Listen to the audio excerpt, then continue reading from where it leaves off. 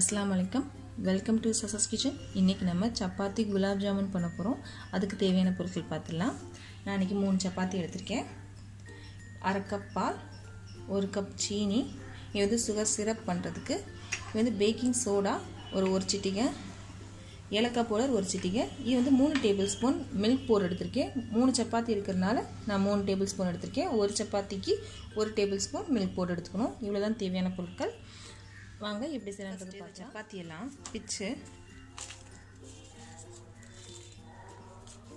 நல்லா சப்பாத்தியும் பிச்சு போட்டேன். இது ஒரு லைட்டா கோர்ஸா அரைச்சுக்கணும். அரைச்சதுக்கு அப்புறம் பாருங்க நான் அரைச்சு எடுத்துட்டேன். எப்படி இருக்குன்னு பாருங்க. இந்த மாதிரி இருக்கணும். இதை இதுல ட்ரான்ஸ்ஃபர் பண்ணிடலாம்.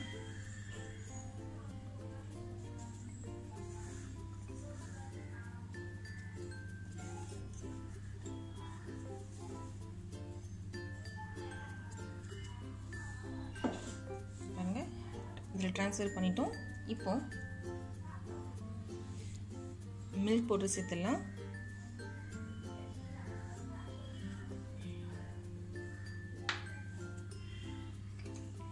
ஏலக்காய் பவுடர்,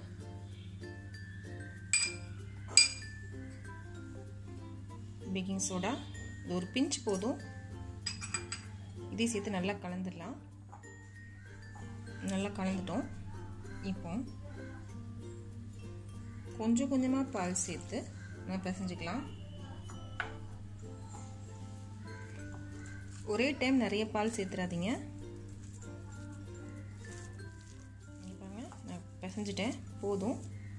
நான் ஃபர்ஸ்ட் டைம் ஊற்றின பால் தான் நான் சேர்த்துருக்கேன், வேறு எந்த பாலும் சேர்க்கல. இங்கே பாருங்க, ஒரு 3 டேபிள் ஸ்பூன் பால் தான் சேர்த்துருக்கேன். இது ஒரு நல்ல பிசைஞ்சிடலாம்.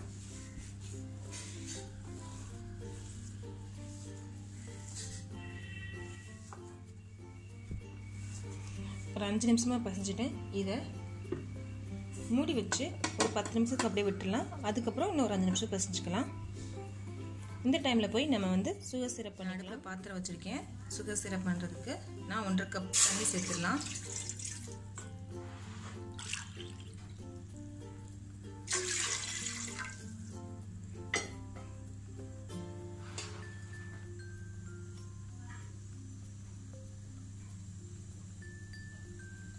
சுகரும் சேர்த்துடலாம்.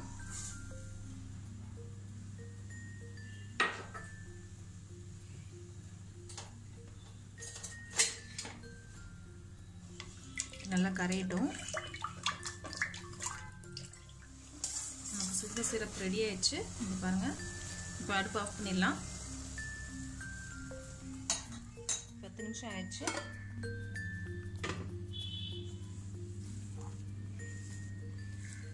பத்து நிமிஷம் ஆனதுக்கப்புறம் இது கொஞ்சம் கெட்டியாயிரும். அதனால கொஞ்சம் கொஞ்சமாக பால் சேர்த்து நல்லா இதை பிசைஞ்சணும். இன்னும் ஒரு 5 நிமிஷம் வரைக்கும் இதையும் நல்லா பிசையணும். நான் பிசைஞ்சிட்டேன். நான் பால் இந்த ஸ்பூனில் 5 ஸ்பூன் சேர்த்துருக்கேன். நான் எவ்வளோ வச்சுருந்தேன் பால் பாருங்கள், எவ்வளோ கம்மியாச்சுன்னு. கொஞ்சம் சாஃப்டாக இருக்குது. இதை எடுத்து கொஞ்சம் இப்படி உருண்டை பிடிச்சிங்க அப்படின்னா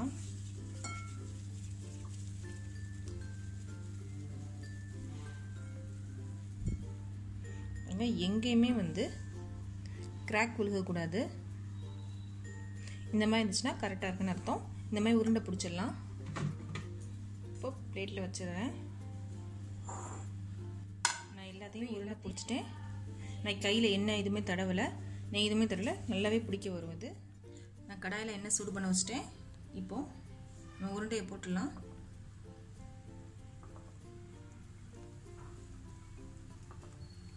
எண்ணெய் மிதமான சூட்டில் இருந்தால் போதும், ரொம்ப சூடான அவசியம் இல்லை. கோல்டன் ப்ரௌன் ஆயிடுச்சு. இப்போ எடுத்துடலாம் எல்லாத்தையும்.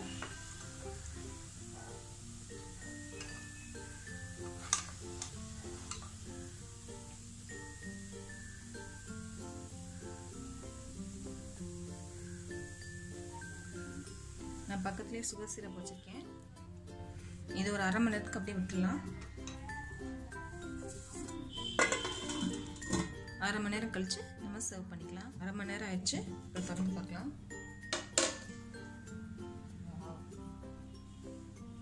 எவ்வளோ சாஃப்டாக இருக்குது பாருங்கள். சப்பாத்தி குலாப் ஜாமுன் ரெடி ஆயிடுச்சு. யாருமே நம்ப மாட்டாங்க நீங்கள் இது மிஞ்சி போன சப்பாத்தியில் தான் பண்ணியிருக்கீங்கன்னு சொல்லி.